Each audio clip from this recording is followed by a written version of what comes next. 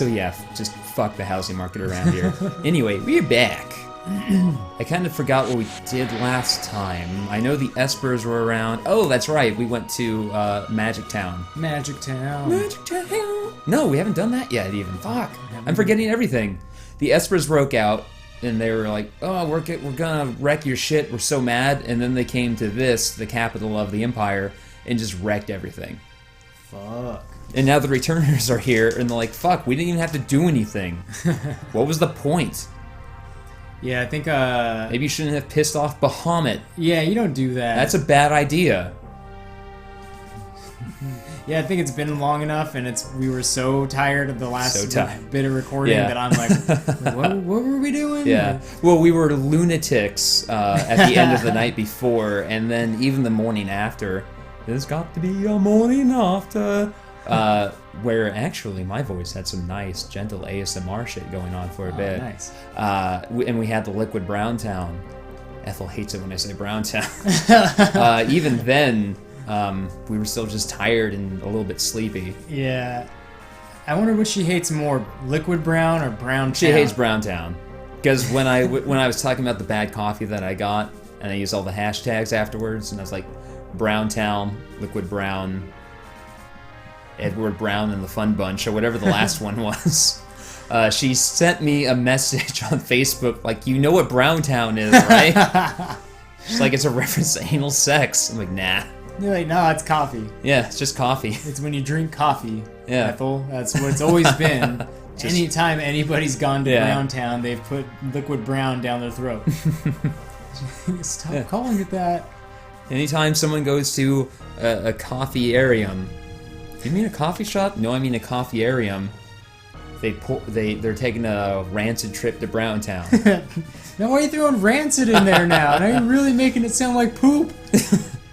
No, they take a turgid, stinky trip to Brown Town. It's like, hey, coffee, I think coffee beans are fermented anyway, right? Here's the thing, coffee actually does have a slight fecal scent to it because it has there's a chemical in it which is also found in feces, just in a much smaller dosage, obviously. But that chemical gives feces that scent. Yeah, if you smell coffee, it does have a very slight odor like that. Fortunately, it's mixed with a whole bunch of other stuff. It's there. Yeah, when I was a cheesemonger and I was selling cheese, I was reading about cheese. And as you have to. And one of the things it was talking about were they call them like volatile compounds, which give things their scent. And it's like, this cheese has the same volatile compounds found in decomposing human corpses. But it's delicious. Yeah. And it's just one of those things that makes you remember that, a lot of taste is a matter of perception. Yeah. It's like, this thing smells... there's a little side quest right here where we've gone to talk to the Emperor, and he's like, hey, I want peace, but some of my soldiers, they're not all for it. Could you go talk to him for me? Okay, thanks. Peace in 4 minutes. Yeah, you have 4 minutes to talk to all of his soldiers and convince them of peace. How is she doing it? You're just talking to them. Because it's Tara and she's gorgeous, and they're just like, you know what? She's this ephemeral beauty, and they're like, yeah, I kind of don't want to exterminate this from the world. Right? Wouldn't that be stupid of me? Yeah, that'd be stupid of me. So I think there are 20 guards total that you need to talk to. You don't need to talk to all of them. Basically what's going on, fortunately there's a whole shitload of them in this room here. Basically what's going on is you're going to talk to the Emperor, and then you have a dinner with him.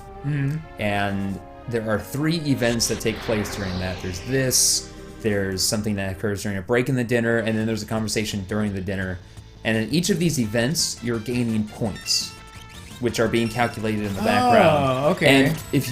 And depending on how many points total you gather, you will be rewarded with certain items following the dinner. So the better you do, the better the equipment you get. When did Final Fantasy start doing this whole hidden points shit with like events? Yeah, I feel like it's with this one, actually, because I can't remember 1, 2, 4, or 5 doing anything.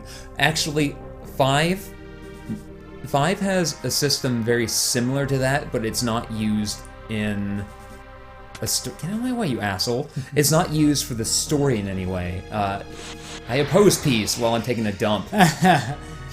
I wish this guy's sprite was sitting on a toilet as we fought him. I like Terra's way of getting people to be peaceful is to beat their fucking asses with chainsaws. While they're taking a dump. Oh no! Jesus, man! Fine, And that's good damage. But in 5, there are 2 weapons. There's the chicken knife, and I think the other is called the brave blade. And the chicken knife starts off with an attack power of 1, and the brave blade has an attack power of like 255 or something like that. It's actually the strongest weapon in the game. The thing is, the brave blade loses attack power whenever you run away from a battle. Oh. The chicken knife gains attack power whenever you run away from a battle. Ah. So it does have a system going on in the background where it's counting how many battles you've run away from and affecting the damage value of these 2 weapons in kind. Is there something in 8 that is kind of like the whole like this, or the dating, like the little bit of dating sim that's in 7?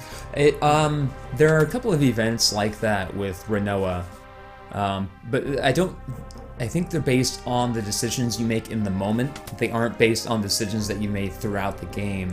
I might be incorrect though, because obviously I don't know 8 nearly to the degree that I know 7, which I can't wait to talk about that, because there's actually a lot more depth to that whole dating bit than I ever realized. Yeah, it's crazy. Yeah, like I didn't know you can take Yuffie on a date.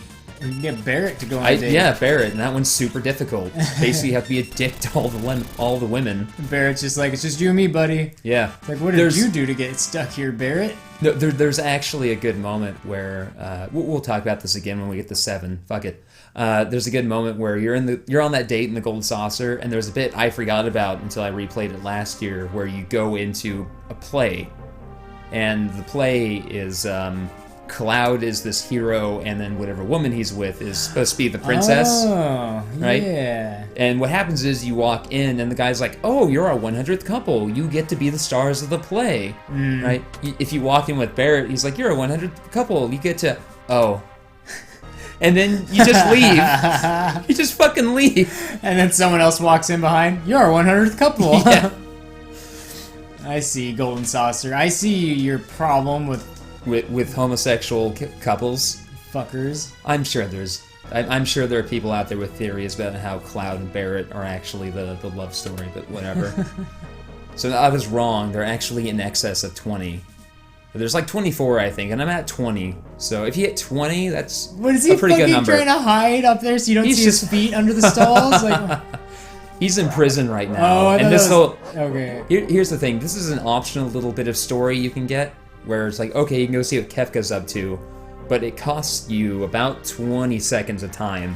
I just thought he was in a bathroom stall and he didn't want you seeing his feet, so he pulls that one maneuver. That they always do in horror movies. It's like the stall is locked. I imagine that there is still someone in there. These don't typically get locked from the outside. That would take some dedication. You have to have that weird, real thick, it's like a flathead screwdriver almost, but really big. I hope it is just a giant flathead screwdriver you use to unlock those from the outside. I bet it is. I definitely remember being an asshole and locking those from the outside with like a library card as a kid. Because to me that was funny that someone was going to come rushing into the bathroom needing to poop. Oh no! They're all locked! No! Oh no! I hope they have good sink insurance. That's not a thing. So there are 24 and I got 23. I got that last one in at 0 seconds remaining. Damn. Yeah. Hopefully you actually have a very small margin of error to get the best rewards for this whole sequence. What is the best reward? They give you a handful of items, and also currently the Empire is occupying a couple of towns, and look at those lobsters, and they have a treasure room in a city we had to pass through to go get to the Espers. I didn't put it on camera, but you can go down there and it's like, oh, the door's locked.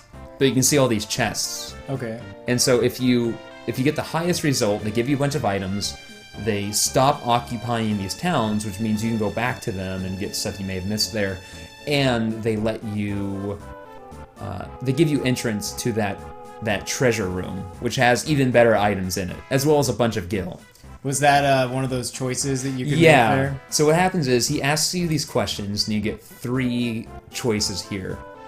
Depending on your answer, you get, I believe, either 1 point for the worst answer, 2 points for the medium answer, and 3 points for the best answer. It's either 1, 2, or 3, or 1, 3, or 5. Actually, I have a guide up here, for fuck's sake. Here we go. I like how the gang is at this fancy banquet and goddamn Sid can't get out of his fucking Duck suit. Yeah, it's like, dude, dress up, why don't you? Like, shit. Or dress down, what do you got underneath that? Let's see. Actually, I have a poodle outfit on underneath this. Oh god, put it back on. Jesus, Sid. What is she? Oh, she's one of us. Realized the war was stupid before anyone else. Yeah. Celeste's just sitting there. Man, this thing is fucking stupid. You think so? Yeah, think about it. What are we doing? So yeah, it's 1 point. Well, it varies from question actually. Sometimes it's 1, 3, and 5. Sometimes it's 1, 2, and 5. But basically, you get points for your various answers, and those go into your final tally. So here's the breakdown actually. 0 to 39 points, South Figaro is liberated.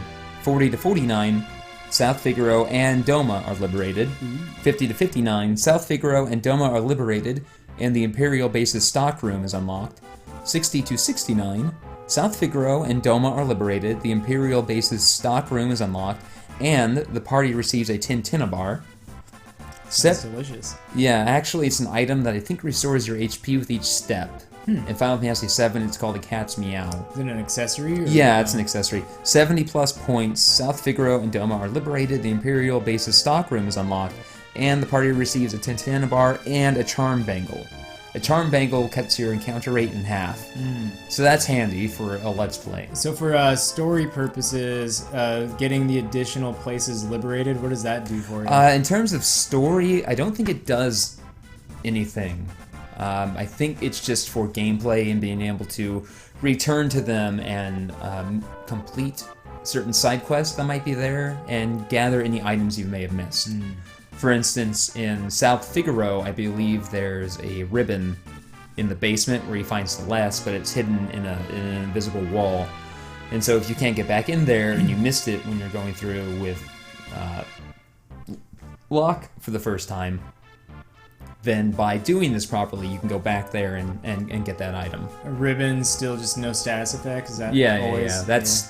That's one of Final Fantasy's most classic accessories at this point. Do you ever see people wearing ribbon around their arm after Advent Children? Like, I never saw that, but I would not be surprised by it. Yeah, I never saw it either, but I was actually surprised I never saw it. Yeah, that seems like a very simple, like, as far as like wearing your fandom on your sleeve goes, not only is it literally wearing your fandom on your sleeve, it's a very subtle one to do. I think that's the thing, is that it's too subtle. Yeah. Because people, they can't do that. Yeah. They need to be walking around in full-blown cosplay. So Yeah. Or you need to be like a grown-ass man walking around with a big overstuffed backpack. I don't know what they have in there, but it's overstuffed like an Oreo. And like the guy I saw in Kinokuniya bookstore yesterday, walking around with his big overstuffed backpack. Must have been there for SakuraCon. And he had 2 big Pokemon plushes like dangling off one of the zippers. Like, yep, you're a nerd. Yep, you're a nerd, all right. You're that person that's real pleasant to sit next to on the bus. They're never pleasant to sit next to. That's the joke. See, I saw someone in full cosplay walking. You know that one-way street that's just up the hill from your work? Yeah. Someone was walking down that, and as I was driving down it, and they were just in full... And it's just always that really like you can't really tell who they're dressed as. You're just like, you're some kind... It's like kind of Chun-Li, kind of Sailor Moon. Yeah. Kind of like, I don't know, just a generic anime. I'm like, what are you? What is this? Maybe I don't... there's so many things you could dress as. that I wouldn't know because there's just endless amounts of shit out there. And there are probably plenty of characters who are basically a blend between two other well-known characters, and so if you're not in the know, you look at it and you're like, I don't fucking what. Or it's just a poor attempt at one of those things. So I'm just like, I don't know. Let's see. It may have been last year's SakuraCon, but I feel like it was something. Maybe it was Emerald City Comic Con. It was either this time last year or like late summer last year. I saw a guy, and I didn't know what he was at first. He was just like all covered in red, and he had on like a furry loincloth kind of thing. And then I noticed, and he had horns. I'm like, is he a devil? And then I noticed in his hand he had a South Park cutout of Saddam Hussein. Like, oh, he's the South Park Satan. That's Sweet. Cool. Yeah. That's cool. I could get. I appreciate when I see cosplay that isn't just, oh, I'm Cloud. I'm Eren Yeager. I like when people take what they were born with and run with it. I was thinking about that this morning for some reason. Like, I think I was thinking about my, like, burgeoning, style, and how I'm thinking about just calling it dadcore. Yeah, dadcore. Yeah, dadcore. But I was thinking about that, like the philosophy behind it, and basically leaning into what you're born with. Yeah. Like, you dress however you want, cosplay whatever character you want, but do try to find something that works for you, because then people will go, holy shit, you're the best whatever I've ever seen. It's like, because like everybody wants to be Cloud or Eris. Everybody wants to be fucking Eren or Mikasa. Yeah. But guess what? Most of you aren't even Johnny from Final Fantasy VII. Remember Johnny, that guy with an unrequited crush on Tifa who's super pathetic? Most people aren't even that guy. At least he got to talk to Cloud and be on the fringe of the story the whole time. Oh god, I saw them. Let me tell you about the day I saw them. Yeah. Most people aren't even Johnny. Along those lines of just like leaning into, what what works best for you. It's like, I was talking to Jamie about the same thing, and it's authenticity, I feel like. Yeah. Is that people, if you, you spend a lot of time trying out a lot of different things, like, oh, maybe I want to look like this person, or maybe I want to look like this kind of person, and then eventually you settle on, you know what, this works for me. Yeah. And then people notice that as being authentic. They're like, yeah, you look good like that. And I'm trying to, like, one of these days it'd be sweet to do cosplay as something that really works out for me, and just really lean into it. Like, well, hey. Square just made a character specifically for you. Yeah. So yeah. That works. I just have to show up. Yeah. They go, oh, you're the best Noctis I've ever seen. What are you talking about? I'm going to the bank. Leave me alone. I'm making a deposit. Hey, can I get a picture? Everybody, let's get a picture with Noctis. What are you doing? I got a big sword for you. What? Fuck. Guys, I just woke up 10 minutes. Oh. That's exactly what he would say. Yeah. Oh, yeah, because he's asleep all the time. Dude, this guy's the best Noctis I've ever seen. He kind of doesn't give a shit, just like him. And then the other characters, other people cosplaying as the other characters just show up. Oh, we got the gang all here. Guys, I'm real busy. I gotta get back to work. Ah, shit. So now it's just Terra and Locke? It's Terra and Locke, and I think they're going to force characters into the party from here on out. Join the party. Yeah, because they're like, okay, we gotta go make this up to the Espers. I heard there's a magic town. Also, the Espers flew north, so let's go to wherever they went and just walk in on whatever they're doing, because they were super pissed off, and that's probably the best idea.